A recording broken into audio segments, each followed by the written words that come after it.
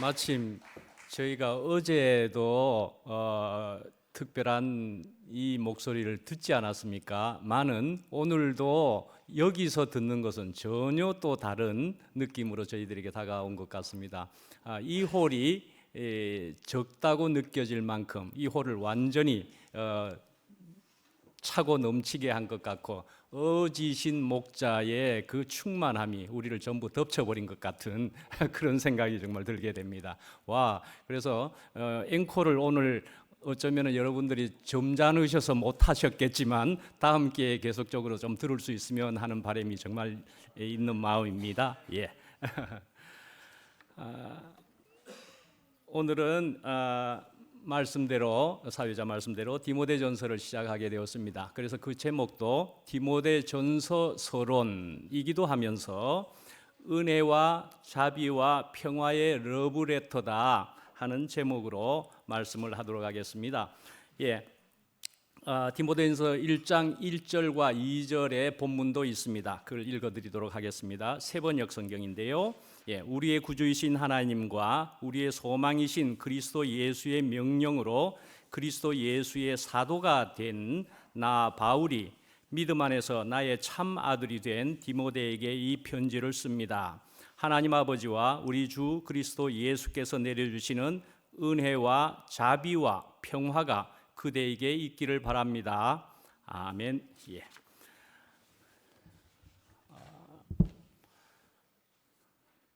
디모데 전서입니다. 디모데의 후서까지 있지만 전서이고요. 이 바울이 쓴 편지입니다. 그래서 이 바울이 에베소 교회의 목회자인 디모데에게 보낸 그 첫 번째 편지입니다. 예, 후서가 두 번째라는 얘기고요. 그래서 디모데 전서, 후서 그리고 디도서를 특히 이것을 모아서 목회서신이라 그렇게 이야기합니다. 목회서신요. 예, 목회라 그러면은 목자가 양을 치는 그런 것이라는 것을 생각해 보시면 되는 것처럼, 예, 목자가 이끄는 모습. 그래서 이것은 누구에게 적었느냐라고 볼 때는 우리 모두에게 2PM을 이끄는 사람인데 우리 모두에게. 왜요? 우리 모두가, 여러분들이 지도자가 다 된다. 저는 그렇게 말씀드리고 싶고요. 예, 그런 것을 우리가 생각해 보면 또 이런 말이 있는 것이니까요. 정군의 간부하다. 그런 말이 있는 것처럼 우리 모두가 지도자다. 그래서 그렇게 생각해 볼 때 우리 모두에게 주는 또 말씀으로 우리는 분명히 받을 수 있겠다는 생각입니다. 예, 그리고 에피소드라고 할 만한 것으로 말씀을 이제 조금 드려보면은요, 왜 그러면 디모데전서를 하게 되었는가 하는 것입니다. 디모데전서. 저는 이제 에베소서를 하고 나서 어떤 한 지체분이 저에게 좀 전에 말씀을 물어오셨습니다. 물어오시기를 그 다음에는 무엇을 할 것이냐라고 물어오셔서 제가 그분에게 한 분에게 말씀을 드렸습니다. 다른 것을 하려고 말씀을 드렸습니다. 그런데 이제 말씀을 드리면 복음서를 하려고 그랬었습니다. 복음서를 하려고 그랬는데 제가 한 분에게 말씀을 드렸었거든요.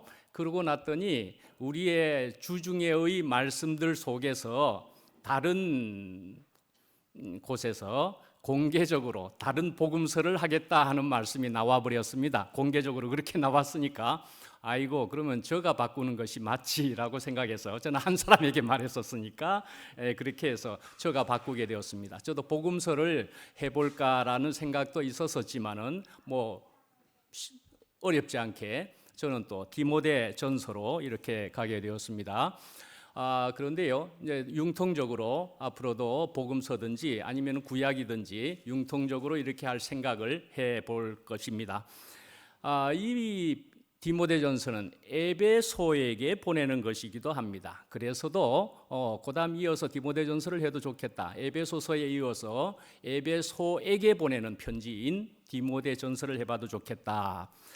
그리고요, 여기에 보면은 뭐 생각나는 것 중에는 그렇습니다. 바울이 이야기한 중에 내가 죄인 중에 괴수다 하면서 자기를 아주 그러한 사람으로 이야기하는 말씀도 여기에 들어있기도 하고요. 또 디모데라고 하는 사람에 대한 애정도 저도 충분히 있는 것 같습니다. 디모데가 참 좋은 사람으로 보여지기도 하면서요. 연약한 사람으로 볼 수도 있겠지요. 바울조차도 그러하고 디모데도 그러한 것처럼. 그렇지만은 주님으로 인해서 당당하게 된 이 바울이든지 디모데든지 하는 생각을 또 가지게 되면서 이 디모데전서를 충분히 할 수가 있을 것 같습니다. 그래서 여기에 이 편지를 보시면은 디모데에게라고 하는 것, 그래서 디모데 한 사람에게 편지를 쓰고 있는 것처럼 그렇게 보이지만 사실은 디모데가 목회하고 있는 그 에베소 교회를 향해서 쓴 것이기도 하다는 말씀입니다. 교회를 향해서 썼다는 것이 있기도 합니다. 그래서 에베소 교회를 바르게 세우기 위한 그런 서신, 편지다 말씀입니다. 에베소 교회는 그러면 어떤 곳이었는가라고 할 때는요, 바울이 3차 전도 여행 당시에 그곳에 가서 3년 동안 가르친 곳이기도 합니다. 에베소가요. 거기에 이제 교회가 생겼는데 처음에는 회당에서 가르치기도 하고 그랬었는데 나중에는 두란노 서원에서 2년을 가르치기도 하고 그랬었습니다. 혹시 두란노 서원이라는 것을 들어보셨습니까? 두란노 서원은 아마 우리 한국 내에서는 출판사, 큰 출판사 이름 중에 두란노 서원이라는 것도 있어서 아마 관심 있는 분들은 거기에서 많이 들어본 출판사 이름이네 하시겠지만, 에베소에도 두란노 서원에서 바울이 가르친 2년을 가르친 그런 곳의 이름이다. 그렇게 나와 있습니다. 그래서 이렇게 이런 곳에 이런 에베소 교회를 향해서 편지를 쓰고 있다는 말씀입니다. 그런데 이 에베소 교회에는 큰 문제가 있었다는 것으로 본문에도 그렇게 나와 있습니다. 이제 1, 2절을 오늘 본문으로 이야기하는 것이기는 하지만 3, 4절에 바로 나오는 것이기도 하고 그렇습니다. 구체적으로. 그래서 거기로 통해서 보면은 어떤 사람들이 다른 교훈을 가르치고 있기 때문이다. 그렇게 얘기를 하고 있는 것이기도 하고요. 그 다른 교훈이란 무엇이냐 하면은 신화와 끝없는 족보다 그런 것들을 가르치고 그런 얘기들을 하고 있는 것에 대해서 이 바울이 적고 있다 말씀이지요. 그래서 이런 것을 가르치고 있으니까 하는 그런 문제를 가지고 있다고 보는 것인데 다음 주에도 또 더 얘기를 할 수가 있겠죠. 3, 4절부터 나오니까.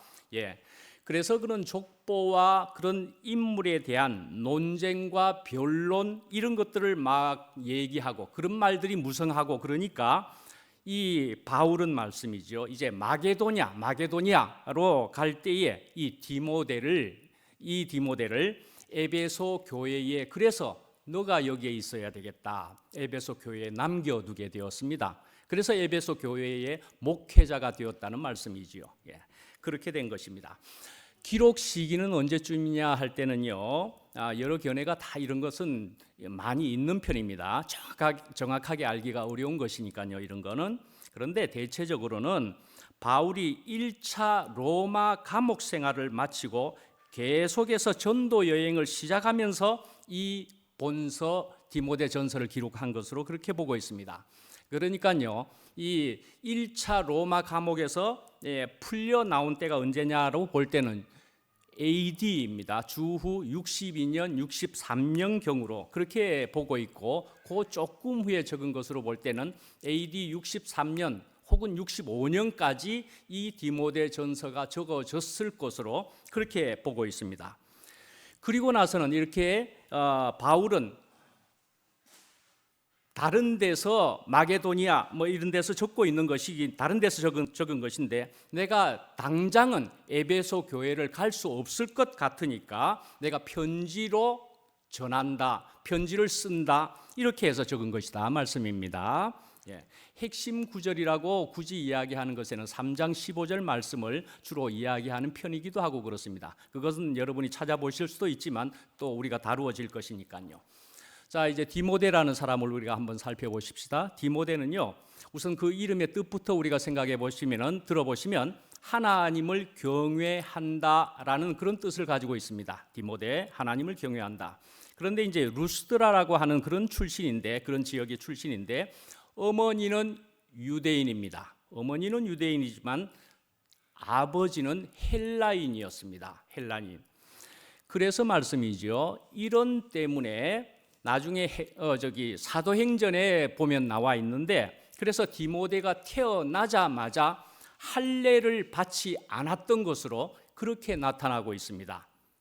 유대인이라 그러면은 할례를 째깍 받아야 되죠. 난지 8일 만에 이 정도 받아야 되는데, 그래서 이런 연유로 해서 이 디모데는 할례를 좀 크기까지 받지 않았던 것으로 나타나 있다가 나중에는 받게 되었다, 그런 얘기다 말씀이지요. 그런데요, 그 다음에 할머니 이름이 로이스이고 어머니 이름은 유니게인데요, 이 할머니와 어머니에게서 성경을 배웠다, 그렇게 나와 있습니다. 디모데 후서에 나오는데 1장 5절이나 3장 15절이나, 그래서 어려서부터 성경을 알았나니 하는 것이 3장 15절에 그렇게 나와 있는 것이고, 3장 16절에 여러분이 잘 아시는 대로 모든 성경은 하나님의 감동으로 된 것으로 교훈과 책망과 바르게 함과 하는 말씀이 그 다음 3장 16절에 나오는 것입니다. 그래서 3장 15절에 내가 어려서부터 성경을 알았나니, 누구에게서요? 그런데 배웠다고요? 할머니에게서, 어머니에게서 그렇게 받았다 말씀입니다. 그래서 여러분들이 아시는 노래들 중에 이 노래도 좋아하시는 것 같더라고요. 우리가 주일날에 집에 가서도 노래를 한 곡 부르고 순모임, 교제를 하기도 하고 그러는데, 한두 주 전에만 우리가 이 노래를 전에만 해도 이 노래를 한번 불렀었습니다. 이 노래를 부르고는 이 노래 참 좋네, 직접 누가 그렇게까지 감상을 얘기하더라고요. 참 좋네. 무슨 노래라고요? 짐작이 되십니까? 나의 사랑하는 책 비록 헤어졌으나 어머니의 무릎 위에 앉아서 하는 노래가 이 말씀과 이 얘기들을 바탕으로 해서 지어진 가사, 그 찬송가라고 볼 수가 있습니다. 그러니까요, 여기로 통해서 볼 때도 어머니의 무릎 위에 앉아서, 근데 할머니 그리고 어머니에게서 배웠다 그랬죠. 할머니는 누굽니까? 엄마의 엄마 아닙니까? 엄마들의 역할을 우리가 생각해 볼 수가 있지요. 유대인들은 참 엄마들의 역할이 컸다고 그렇게 나와 있기도 하지요. 모세라는 지도자만 하더라도 말씀입니다. 그만한 지도자가 모세가 되는 데에는 바로 공주의 딸에게 입양되는 것처럼 보였지만은 엄마가 들어가서 다 가르쳤다는 거 아닙니까? 모세의 엄마가. 엄마의 역할이 이렇게 커서 또 유대인들은 그렇게 해서 유태인이 되었다, 그렇게도 다들 이야기하고 그러는 거지요. 자, 이제 디모데는 언제 바울의 1차 전도 여행 중에 루스드라 출신이라고 하지만, 그래서 그 루스드라에서 말씀입니다, 바울을 만나서 복음을 듣고 예수님의 제자가 되었다, 그렇게 나와 있는 것입니다. 자, 이제부터 1절을 이제 한번 보도록 하겠습니다. 1절을 보시면은요, 우리의 구주이신 하나님과 우리의 소망이신 그리스도 예수의 명령을 따라 그리스도 예수의 사도가 된 나 바울은, 그렇게 얘기하고 있습니다. 사도가, 그러그러한 사도가 된 나 바울은, 얼핏 보기에는 이 말을 딱 들으면 어떻게 들려지기도 하고 그렇습니까? 나 이런 사람이야. 그렇게 혹시 들려지십니까? 그래서 나 이런 사람, 난 이런 직함을 가졌어, 난 사도야, 뭐 이렇게 직함이나 들먹이는 그런 교만한 사람처럼 보입니까? 마침 우리에게도 그렇게 말씀하는 분이 여기 앉아 계시기는 합니다만은 그런데 우리가 얘기를 해보십시다. 자, 자신을 사도라고 부를 때는 말씀입니다. 사실은 성경 안에 이렇게 들여다보면은요, 나같이 자격 없는 사람이라고 볼 수가 있습니다. 특히 이 디모데전서에 나와 있는데, 조금 전에도 말씀드린 것처럼 내가 죄인 중에 괴수인 사람입니다, 이렇게 말하는 바울이었던 것입니다. 그런데도 불구하고 나를 이렇게 귀한 일에 부르시는 하나님의 은혜를 감당할 수가 없다, 그런 얘기, 그런 고백이 내포되어 있다, 그렇게 볼 수가 있겠다는 것입니다. 나는 아무것도 아닌 사람입니다마는 주님으로부터 나는 사도가 된 사람입니다 라고 이야기하는 것이다 말씀입니다. 주님과 함께 나는 그래서 이렇게도 당당한 사람일 수도 있지만, 그러나 또 한편으로는 나는 아무것도 아닙니다, 죄인 중에 괴수입니다, 이렇게까지 얘기하는 것이다 말씀입니다.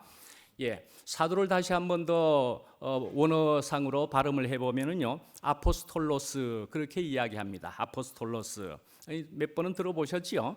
자주 나오는 단어이고 원어일 수 있습니다. 그죠? 보내심을 받은 자라는 뜻입니다. 보내심을 받았다라는 것입니다. 그런데 이 사도라는 표현은, 이 아포스톨로스라는 것은 사실은 어디에 주로 썼던 것이냐 하면은요, 예수님의 부르심을 받아서 예수님과 또한 함께 시간과 생활을 했고, 그리고 부활하신 예수님을 직접 만났던 제자들에게 주로 사용했었습니다. 그런 사람에게 사도라고 주로 불렸던 것인데, 바울은 이 편지를 쓰면서 자신을 가리켜서 사도라 그렇게 이야기했다는 그런 것입니다. 그러니까 어떻다는 것입니까? 역시나 이 바울도 자신이 예수님이 보내심을 받은 자라는 얘기를 이야기하는 것이기도 하고요, 내가 이 편지는 예수님의 권위를 가지고 쓰고 있음을 밝히는 것이다 말씀입니다. 내가 예수님의 권위를 가지고, 그러니까 이것은 또 무엇이라고 볼 수 있습니까? 아버지와 내가 하나이다 라는 얘기이기도 한 셈이고요, 아버지가 내 안에, 내가 아버지 안에 있음, 그런 연합 안에서 이 바울은 내가 당당히, 내가 그러함에도 나는 당당히 사도라고 밝힐 수 있었다, 그리 볼 수 있겠다는 것입니다. 그래서 이제 사도다 그러면은요, 그 원어로 아포스톨로스다라고 하는 것은요, 또 다른 말로는 우리가 생각해 볼 때는 특사다 혹은 대사다 그렇게 볼 수도 있습니다. 특사다, 대사다, 오늘날로 치면 말씀입니다. 그래서 그 당시로 또 생각해 보면은 그 당시에 그 왕의 뜻을 전달하거나 표현하는 그런 사람들이었고, 오늘날로 치면은 그러니까 대통령의 뜻을 전달하거나 가서 이야기하는, 표현하는 그런 특사, 대사와 같아 말씀입니다. 그러니까요, 우리 모두가 또한 지도자다, 내지는 우리가 또한 하나님께 이렇게 부르심을 받은 자다, 우리 모두가 그렇다라고 말씀 앞에 드린 것처럼, 우리가 정말로 하나님의 나라에, 또한 하나님의 대사라는 사실을 우리가 확실히 자각하게 된다면 말씀입니다. 그런 자각을 우리가 분명하게 가지고 있다면 우리의 말과 행동은 누구의 품격을, 하나님의 품격을요, 더 구체적으로는 그리스도의 품격을 우리가 가지게 될 것이고, 그걸 나타내고 있을 것이다 말씀입니다. 그렇지 않겠습니까? 그리스도의 품격을 나타낼 것이라는 얘기입니다. 어째서요? 그리스도의 생명을 가지고 있기 때문에, 그래서 그런 생명을 가지게 됐으면 그리스도의 향기를 나타내는 사람이 되고 있을 거다는 말씀입니다. 자, 2절을 보시면요, 2절 은혜와 긍휼과 평강이 내게 있을지어다. 근데 오늘 여러분이 앞에 읽은, 눈으로 따라 읽은 거기에는 은혜와 자비와 평강이 내게 있을지어다 그렇게 했습니다. 자비 또는 긍휼, 이렇게 서로 다른 번역으로는 그렇게 다르게 표현되어 있습니다. 그런데요, 여기에서 지금 보시면은 은혜와 긍휼과 평강이 세 개의 단어가 들어있는 셈이죠. 근데요, 바울 서신이 굉장히 10개 이상이 됩니다. 13개 혹은 14개라고 이야기하는데, 그런 13개, 4개 중에서 인사말을 할 때 보면은요, 은혜와 평강이 너희에게 있을지어다 그렇게 이야기를 합니다. 10번 이상쯤은 그렇게 인사를 하고 있습니다. 은혜와 평강이 인사말에 그 두 단어를 주로 썼단 말씀입니다. 대개가 그렇다는 말씀이죠. 그런데 이 디모데전서의 인사말에는 말씀이죠, 은혜와 무엇이 들어간다고요? 긍휼과 평강이 너에게 있을지어다. 이것이 디모데전서 여기도 그렇죠. 디모데 후서에도 그렇다는 얘기입니다. 1장 2절에, 요한 2서의 1장 3절에도요, 유다서 1장 2절에, 요거 세 곳에는 은혜와 긍휼과 평강이 너희에게 있을지어다 그렇게 인사를 하고 있다 말씀입니다. 특히 오늘 본문으로, 오늘 책으로 보면은 디모데에게 그렇게 인사한다, 그렇게 볼 수가 있죠.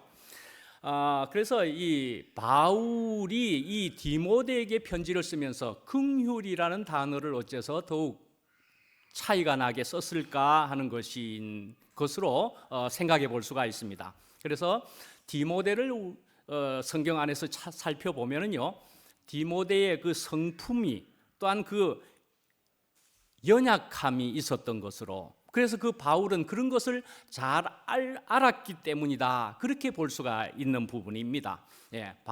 디모데가 아주 연약하기 때문에 그런 디모데에게 바울은 긍휼까지 넣어가면서 인사했다.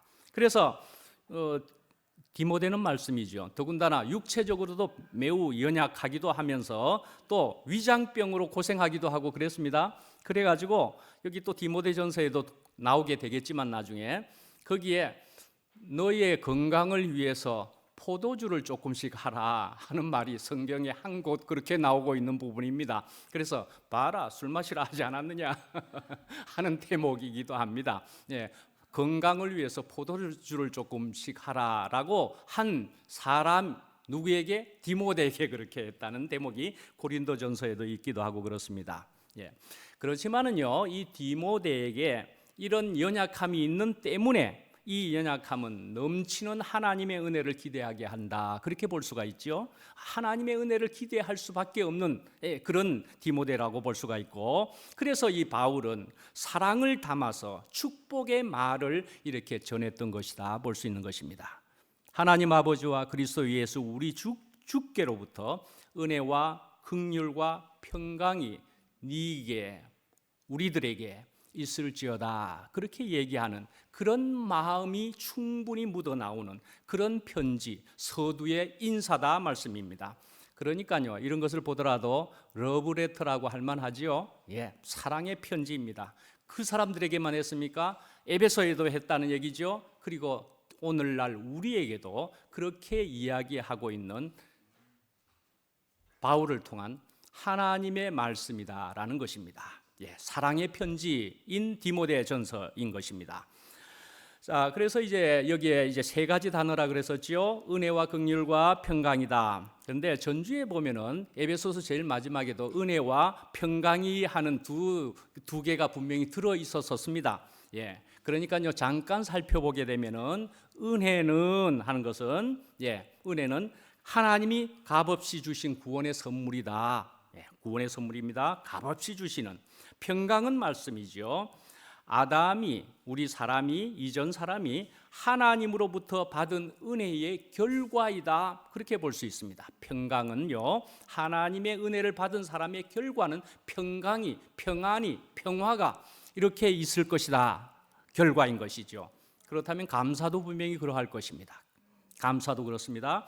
자, 그래서 은혜와 긍휼과 평강 이 모두는 세 가지도 하나님으로부터 온다 하는 공통점은 분명히 있는 것입니다. 자, 그런데요, 아까 말한 특별한 한 단어, 긍휼이라고 하는 것이 오늘 들어있다고 했죠. 자, 긍휼은 또 다른 번역으로 오늘 읽어드린 번역의 표현으로는 자비라 그랬습니다. 그래서 긍휼과 자비라는 것은 어떻게 되는 것일까? 그런데 또 다른 번역에는요, 긍휼, 자비뿐만이 아니고 남을 불쌍히 여기는 사람은 이렇게 나와 있습니다. 그래서 마태복음에 그 말씀이 있죠. 긍휼히 여기는 자는 긍휼히 여김을 받을 것이며 하는 것이 남을 불쌍히 여기는 사람은 불쌍히 여김을 받을 것이며, 이런 말씀인 것입니다. 남을 불쌍히 여기는 사람은 그렇게도 나와 있는 것입니다. 그래서 이것은요, 남을 불쌍히 여기는 마음이라고 볼 수가 있습니다. 긍휼과 자비는 공히 남을 불쌍히 여기는 마음이다 말씀입니다.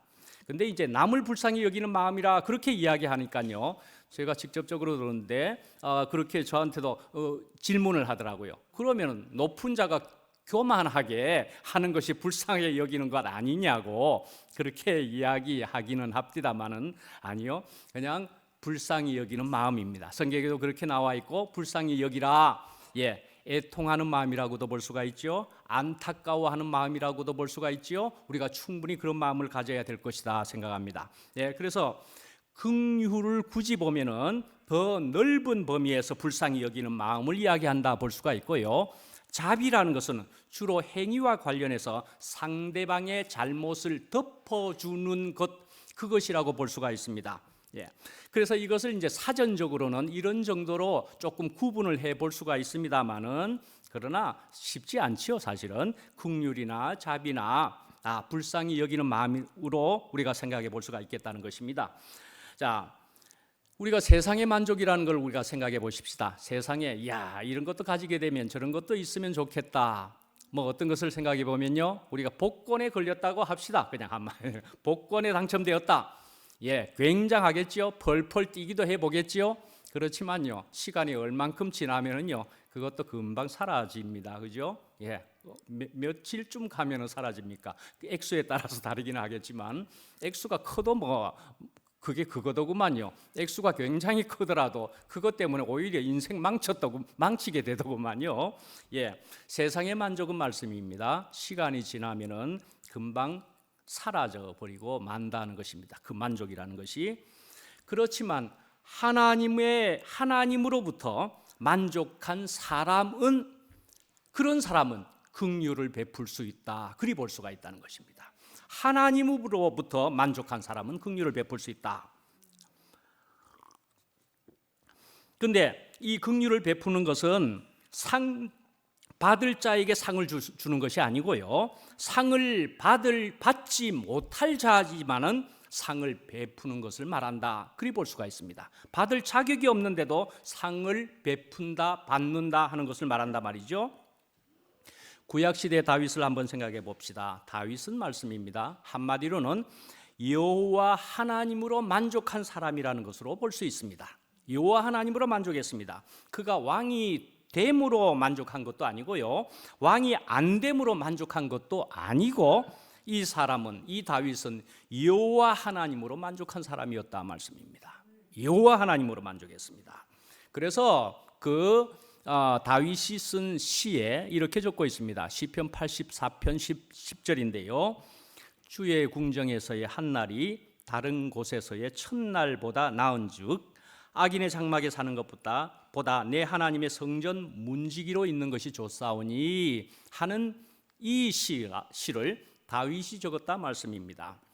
그러니까 제가 또 얼마 전에 말씀을 한번 드렸었지요. 미국에 있으면서 저도 어두움을 뚫고 나와서 이제 새로운 빛을 새롭게 보게 되면서 적은 사랑방의 글에는 이리 몇 번 적어가면서 마지막에는 밑에다가 적기를 성전 문지기 보조가 그랬습니다. 성전 문지기 보조가 그렇게 했지요. 그런데요, 처음에는 그렇게 적었는데, 또 더군다나 이유가 뭡니까? 다윗이 성전 문지기 하겠다는데 저는 감히 같이 성전 문지기 하기가 조금 그렇다라고 생각을 살짝 해본 거죠. 저는 성전 문지기 보조가라고 했습니다만은, 그러나 저도 성전 문지기 그거 같이 해도 되지요. 다윗하고요. 그렇지만 선배로 쳐줄 수 있지요. 다윗은 선배 성전 문지기, 저는 후배 성전 문지기. 그리 해도 좋겠다라는 것이지요. 그래서 성전 문지기로 있어도 되겠다라는 얘기를 하고 있는 것입니다. 만약에 말이죠, 이 다윗이요, 이 사람이 만일 여호와 하나님으로 인해서 만족할 수 없었으면은, 만약에 아들이 반란을 일으켜 온다고 했을 때는 이 괘씸한 아들이라도 괘씸한 하면서 싸우지 않았을 리가 없습니다. 그렇죠? 아들이 반역을 했잖아요. 그러니까 하나님으로 만족이 안 되는 사람이었다면 아들이라도 싸웠을 것이다 말씀입니다. 그런데 아들이 반란을 일으키고 온다는 소식을 듣고 싸우지도 않고 왕궁을 내어주고 나왔다 말씀입니다. 그러니까 이 다윗은 그 왕궁이 아니라도 자기는 만족할 것이 있다는 것으로 볼 수가 있는 것이죠. 자, 개하고 소하고 만나면은요, 싸울 일이 있는 겁니까? 싸우는 거 봤습니까? 개하고 소하고는 싸우지 않습니다. 싸울 필요가 없다는 말입니다. 그죠? 싸울 필요가 없습니다. 왜 안 싸웁니까? 먹을 것이 서로 다르기 때문에 그렇습니다. 다툴 일이 없습니다. 먹는 것이 양식이 다른데요. 더 크게 생명이 다르기 때문에 그렇지 않습니까? 싸울 일이 전혀 없다는 것입니다. 그러니까 말씀입니다. 마태복음에도 있는 말씀처럼 긍휼히 여기는 자는 복이 있나니 자기가 긍휼히 여김을 받게 될 것이라는 것인데요. 자, 이렇게 된다는 것은요, 사람들에게 긍휼히 여김을 받는다는 말이 아니고요, 하나님에게 긍휼히 여김을 받는다는 말입니다. 하나님은 이미 우리를 긍휼히 여기고 있습니다. 사실은 단지 우리가 그 긍휼을 발견하게 되었다라는 것을 말하고 있는 것이다 말씀입니다. 그래서 우리가 이런 긍휼을 발견하게 되면은 우리가 이 속에 있는 것을, 어디에 속에요? 긍휼이라는 통 속에 있는 것을 우리가 알게 된다 말씀입니다. 그래서 긍휼이라는 통 속에 있는 것을 발견하게 되면은, 그 속에 있게 되면은 내가요, 그 긍휼을 안 마실 도리가 없는 것이 되는 거지요. 그 긍휼이라는 통 속에, 아니면 긍휼이라는 바다 속에 빠져 있게 된다면은 물을 안 마실 도리가 없는 거죠. 물 속에 빠지면 물을 안 마실 도리가 없는 것처럼 말씀입니다. 긍휼이란 통 속에 있는 것을 우리가 발견하게 된다 말씀입니다. 이런 긍휼을 말한다는 것이죠. 그래서 내가, 어떤 사람이 나는 왜 저 사람을 긍휼하게 여길까? 그렇게 한다면은 내 속에 긍휼이 있기 때문에 그리 되게 된 것이다 말씀입니다. 긍휼이 있기 때문에. 그런데 내가 그렇게 긍휼을 하게 된다면은, 그렇게 하고 있다면은 상대방이 긍휼을 받을 자격이 있어서 그런 것이 아니고 나에게 긍휼이 있기 때문에 그리하고 있는 것이다 말씀입니다. 나에게 긍휼이 있어서 그리할 수밖에 없게 된다 말씀입니다. 더욱이나 그것이 긍휼이 충만하면 할수록, 충만할 뿐더러 넘치면 넘칠수록 그리하게 된다라는 것입니다.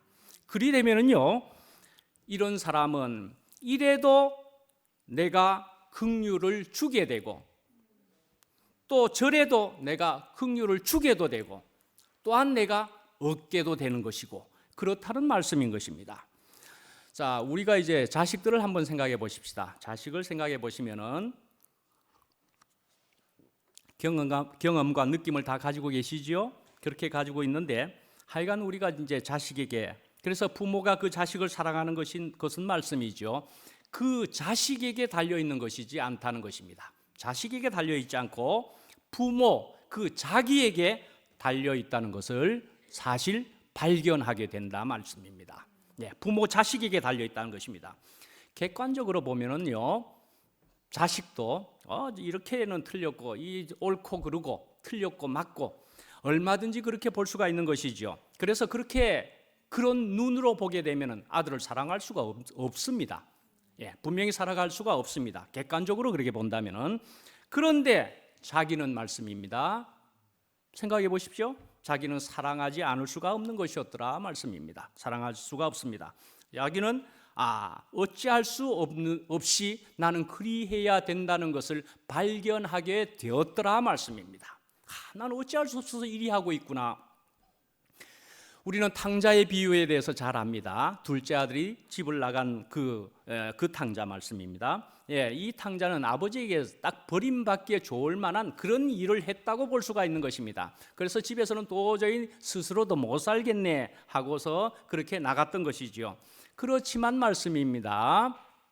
아버지는 사실은 그렇지 않았다는 것입니다. 아버지는 그렇게 하지 않고 오늘이나 돌아올까 내일이나 돌아올까 그렇게 문 바깥에 서서 기다리고 있는 그런 아버지의 모습으로 우리가 생각해 보게 되는 것이다 말씀입니다. 왜 그렇습니까? 다른 사람은 이것을 이해할 수가 없는 것이고 객관적으로는 이해를 할 수가 없다는 것입니다. 그런데 이 아버지는 자기는 그럴 수밖에 없다라는 것입니다.